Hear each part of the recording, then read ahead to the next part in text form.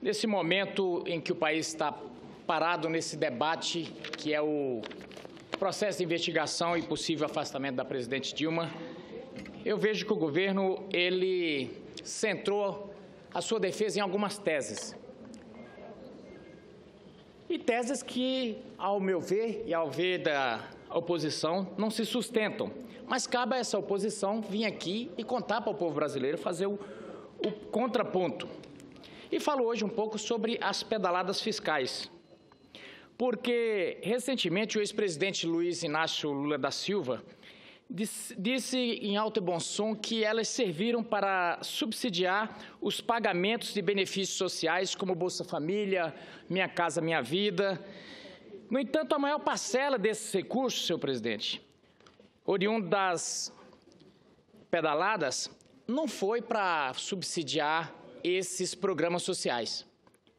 Dando uma olhada no site Contas Abertas e também algumas matérias que saíram na imprensa, fiquei convencido, e ali os números não mentem, que nesse relatório a omissão desses passivos da União, decorrentes dos atrasos nos repasses de recursos federais, impactaram as contas da dívida pública em cerca de 40 bilhões no exercício de 2014. O Tribunal de Contas da União apontou que o Banco Central não computou no cálculo da dívida líquida do setor público passivos da União junto ao Banco do Brasil, ao BNDES e ao Fundo de Garantia por Tempo de Serviço. O programa foi criado para estimular a produção, aquisição e exposição de bens de capital e inovação. Estou falando no programa que foi feito para beneficiar a indústria e também o agronegócio. Não estou falando, entrando no mérito se o programa foi ruim ou não, mas é que o dinheiro das pedaladas foi, na maioria, para esses programas. O grande empresariado não só gostou, como fez fila para pegar recursos do PSI. No entanto, o programa gerou essa dívida de 24 bilhões e meio, acumulada com o BNDES. Mas o custo não é só esse. O PSI é realizado com taxa super subsidiada, porém todos os empréstimos do BNDES são com taxas mais baixas do que o Tesouro paga. Dessa forma, o discurso de Lula, que tenta justificar o fato de que o governo tem desrespeitado a lei de responsabilidade fiscal, com o argumento de que o fizeram para atender os mais pobres, é falho, não é verdade. E hoje todos os jornais estão noticiando que o ex-ministro da Justiça e atual advogado-geral da União irá defender ali na comissão do impeachment, justamente dizendo que o dinheiro das pedaladas foi direcionado para os programas sociais. Não foi. Isso não é uma realidade. Das pedaladas de 40 bilhões, apenas 6 bilhões foram atrasos para a Caixa Econômica, para o pagamento de programas como Bolsa Família. Então é bom que fique claro, de 40 bilhões, apenas 6. Então não é justo que se diga que tudo aquilo que foi feito foi mandado para o Bolsa Família. Não que o fato de se tivesse sido mandado para o Bolsa Família justificasse as pedaladas. Em coluna publicada no jornal o Globo, a Miriam Leitão, recentemente, a jornalista Miriam Leitão afirma que as despesas do Tesouro para carregar a dívida contraída, para transferir recursos para o BNDES ou as contas da equalização de taxas de juros, provam que a política econômica do Partido dos Trabalhadores se destinou aos mais ricos e não aos mais pobres, como estão querendo dizer.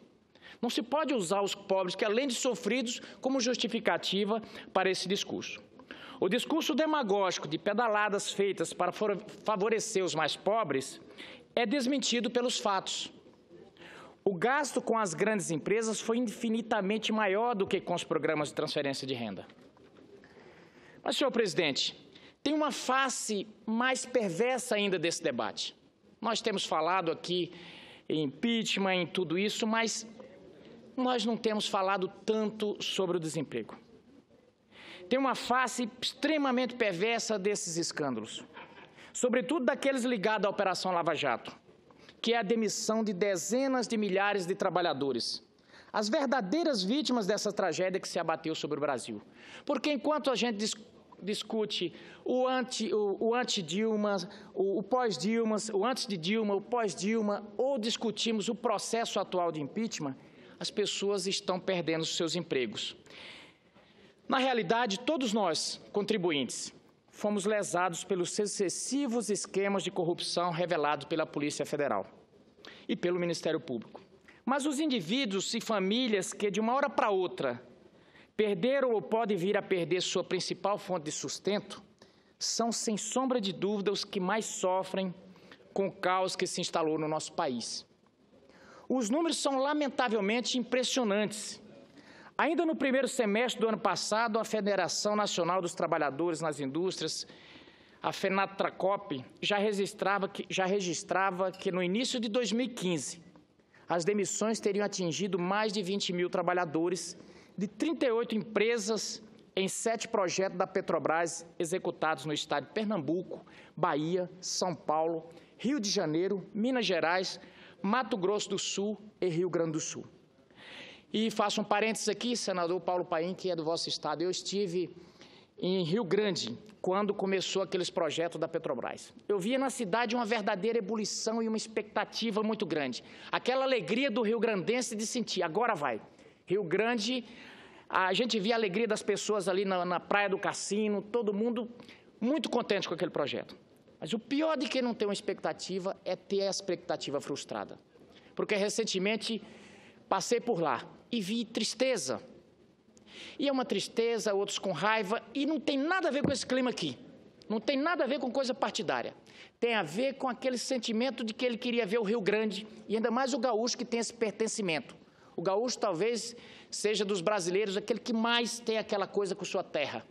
Mas eu vi ali desalento, tristeza. Só a refinaria do Nordeste, também conhecida como Abreu e Lima, foi responsável por mais de 5 mil demissões. Segundo a notícia veiculada pela Folha de São Paulo, em 29 de março último, desde que foram alvejadas pela Operação Lava Jato há pouco mais de 2 anos, a Petrobras e suas subsidiárias demitiram mais de 169 mil pessoas. O número é gigantesco, 169 mil pessoas. Ainda segundo o jornal, que usou dados apresentados pelo Conselho de Administração da estatal, bem como relatórios publicados pela empresa nos últimos 12 anos, em dezembro de 2013 eram 446.300 pessoas, o que significa dizer o seguinte: de cada 10 trabalhadores empregados antes da Lava Jato, 4 foram dispensados. As demissões que no início atingiram mais fortemente os prestadores de serviços operacionais, agora avançam também sobre os prestadores de serviços administrativos e empregados públicos. Tudo isso por causa da corrupção, do clientelismo, da má gestão, que, aliado à crise econômica, estão obrigados a Petrobras a cortar investimento e gasto administrativo. E aí muitos dirão, o culpado é Sérgio Moro, o culpado é a Operação Lava Jato. Não é. A corrupção ela é perniciosa. A corrupção é perniciosa. Mas a corrupção aliada à incompetência e à má gestão se torna devastadora, e esse é o caso emblemático da Petrobras. Medidas drásticas para preservar seu caixa e tentar reduzir suas dívidas, que estão hoje em torno das cifras estratosféricas de 100 bilhões de reais, precisaram ser tomadas. Essas cidadãs e cidadãos brasileiros que não roubaram, que não desviaram nenhum recurso dos cofres públicos, apesar de totalmente inocentes, são os primeiros a sofrer as consequências da conduta antiética e incompetente dos dirigentes dessas estatais. E o dano ocasionado pelas demissões não se limita à pessoa que perde o emprego, mas alcança igualmente todos os membros da família. Como se não bastasse, confirmando os boatos dos últimos meses, a Petrobras aprovou na semana passada um novo PDV, um plano de demissão voluntária, com estimativa de participação de até 12 mil empregados. No curto prazo, isso representaria, segundo a diretoria executiva da estatal, um custo de 4,4 bilhões de reais com as demissões, mas que seria amplamente compensado até 2020. É um cenário devastador, e eu estou aqui na frente de um presidente que preside a mesa nesse momento, que é um sindicalista e que sabe o impacto que isso tem na vida dos trabalhadores. Isso não traz impacto só financeiro, não traz impacto só do desemprego, traz impacto seríssimo de ordem psicológica e de desordem nas famílias. Isso só o futuro dirá, senhor presidente, se o plano de demissão voluntária será benéfico. De qualquer forma, o sofrimento humano não será apagado. A guisar de exemplo, lembro-me agora de outra situação. A Petrobras já demitiu da sua área de comunicação quase meia centena de profissionais. Na área jurídica, a estatal planeja dispensar 30% dos seus advogados residentes. Pode-se, é claro, argumentar que estes dois setores encontravam-se inchados, mas é no mínimo estranho e contraditório imaginar que a Petrobras abrirá mão desses profissionais justamente no momento em que mais precisa melhorar a sua imagem pública e defender-se de inúmeras ações judiciais. Outro efeito nefasto da situação da Petrobras e sua subsidiária refere-se às fontes de financiamento.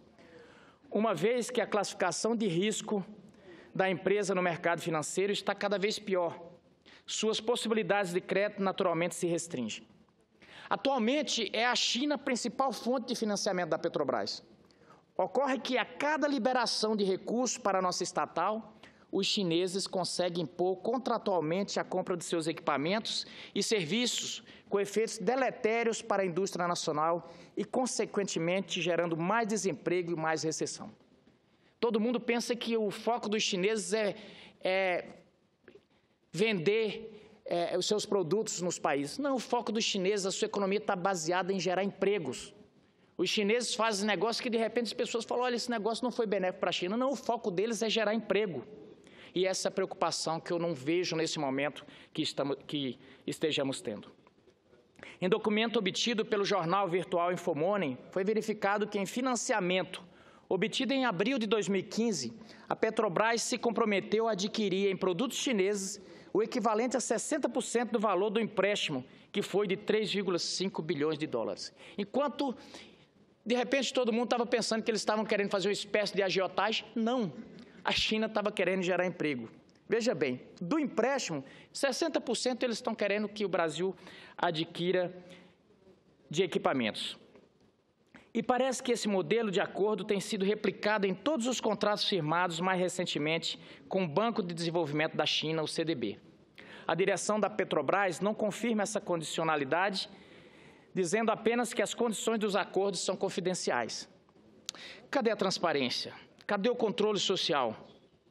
Trata-se de cláusulas leoninas que não só prejudicam a população, mas, no limite, atentam até mesmo contra a soberania nacional.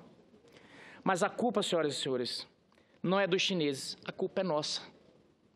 Assim como também é nossa a Petrobras. O martírio não para por aí. Além dos projetos que foram redimensionados ou desacelerados, existem aqueles que foram descontinuados, tendo em vista a perda da capacidade de investimento das empresas estatais, ou mesmo a inviabilidade financeira da sua execução. O destaque negativo vai para o cancelamento pela Petrobras da construção das usinas Prêmio 1, no Maranhão, Prêmio 2, no Ceará, com prejuízo a toda a malha produtiva que se preparou e investiu para receber encomendas, as quais, desastrosamente, não mais serão demandadas. Nos últimos meses, novas medidas desesperadas continuaram a ser anunciadas e tomadas pela direção da Petrobras, com graves danos aos trabalhadores e trabalhadoras envolvidos, assim como indiretamente a todos os brasileiros. Tudo isso, senhoras e senhores, é fruto de uma equação diabólica cujos principais variáveis são a corrupção desenfreada, o clientelismo, a incompetência administrativa e, por fim, a atual recessão econômica. No final do ano passado, registre-se, houve problemas enormes. Em outubro de 2015, petroleiros cruzaram os braços em luta por reajuste salarial, protestando também contra o plano de vendas de ativos da estatal e buscando manter direitos dos trabalhadores. A greve afetou mais de 25% da capacidade de produção diária da empresa e influenciou até o preço do petróleo no mercado internacional. Apenas na Bacia de Campos, no estado do Rio de Janeiro, responsável por 80% da produção de petróleo do país, quase todas as 49 plataformas aderiram ao movimento paredistas, que se estendeu pela Bahia, Espírito Santo, Minas Gerais e São Paulo. Triste e revoltante também é a situação da Petros, o fundo de pensão dos empregados da Petrobras e suas subsidiárias. A exemplo do que aconteceu com a Postales, dos Correios e com a FONSEF da Caixa Econômica Federal, cujo uso político dos ativos culminou em rombos bilionários. A Petros também sucumbiu à corrupção e à má gestão. Seu déficit, que já era de aproximadamente 6 bilhões em dezembro de 2014, hoje supera a marca de 10 bilhões de reais. Concedo a palavra a Vossa Excelência, senador Cristóvão. Senador José Medeiros, ao escutar a sua fala, eu começo a pensar que nós precisamos inventar um novo conceito no Brasil, de improbidade histórica. Talvez nada disso que o senhor esteja dizendo seja considerado, de fato, improbidade administrativa, mas é uma improbidade com a história do Brasil. A destruição de fundos de pensão, a degradação de estatais como a Petrobras e como a Eletrobras e o BNDES também, são fatos tão graves que a gente pode imaginar que, se não houve crime do ponto de vista jurídico, houve crime, sim, do ponto de vista histórico, diante da história do Brasil. Hoje eu vi um artigo falando de uma década perdida. Eu acho que nós estamos sendo muito otimistas ao acharmos que temos uma década perdida. Nós temos muitas décadas perdidas. Eu não vou chegar ao ponto de dizer um século. Um século é tempo demais. Mas muitas décadas perdidas. Na educação, na saúde, nas finanças públicas, vamos levar muitos anos por ordem nisso. O tamanho do endividamento é uma improbidade histórica. Então, a gente está discutindo muito crime de responsabilidade, tendo em vista coisas bem concretas e imediatas, e não está vendo esses crimes de improbabilidade histórica que o senhor está trazendo para nós. Muito obrigado, senador Cristóvão Buarque. Um relatório elaborado por 2 conselheiros independentes da Petros apontou que, em razão dos vergonhosos resultados apresentados, os 28 mil contribuintes e mais de 50 mil aposentados da estatal terão que fazer contribuições extras para cobrir os prejuízos. Isso não é falácia, isso é a realidade. Agora, vejam bem, pegaram o dinheiro e agora os contribuintes dos planos terão que arcar com essas despesas.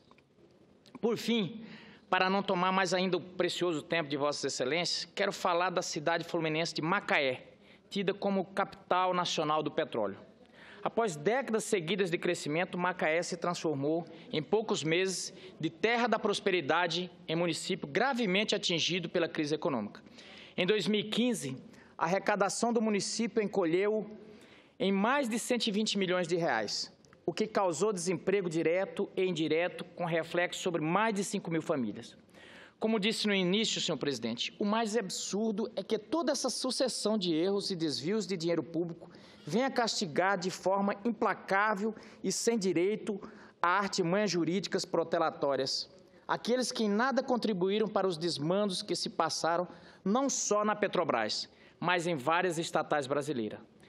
Pelo contrário, essas pessoas, agora jogadas à própria sorte, foram elas que ajudaram a impulsionar e construir os projetos que ainda hoje temos orgulho de mencionar. Não é justo nem digno que elas sejam descartadas de forma tão violenta e arbitrária. E aqui, senhor presidente, já caminhando para o final, nos chega a seguinte conclusão. O momento que estamos passando, e hoje é justamente o dia em que o governo vai fazer a defesa, a entrega da defesa ali na comissão de impeachment. Todos os dados que trouxemos aqui e tudo que se falou, há poucos dias, inclusive, chegaram a jogar toda a culpa disso aqui em cima do juiz Moro. Mas não tem como tampar o sol com a peneira, porque já foram devolvidos mais de 2 bilhões de reais aos cofres públicos. Portanto, provado, houve desvio disso tudo. Então, nesse momento, o que a gente precisa também é colocar nesse debate, não só de acusação e negação da acusação, não só de dizer que o impeachment é golpe ou de dizer que o impeachment não é golpe, mas é colocar também nesse debate a preocupação com as pessoas que estão perdendo os empregos. Usinas de álcool, já mais de 70 delas foram fechadas. Empresa de agência de automóveis, mais de 1.000 agências. Então, não preciso ficar me delongando aqui. Nós estamos realmente numa crise. Mas e a preocupação com os empregos? A preocupação com os desempregados, com as pessoas que nada tinha a ver com isso, que não contribuíram, que simplesmente confiaram. Eu estou vendo um discurso muito forte na defesa de dizer, olha, foi pelos pobres. Tudo isso que fizemos foram para os programas sociais. As pedaladas foram para os programas sociais. Não foram. Dos 40 bilhões das pedaladas fiscais, apenas 6 foram em relação aos programas sociais. Não dá para pegar tudo isso e jogar que foram para ajudar a pobreza. Não pode se usar essa desonestidade intelectual. Muito obrigado, senhor presidente.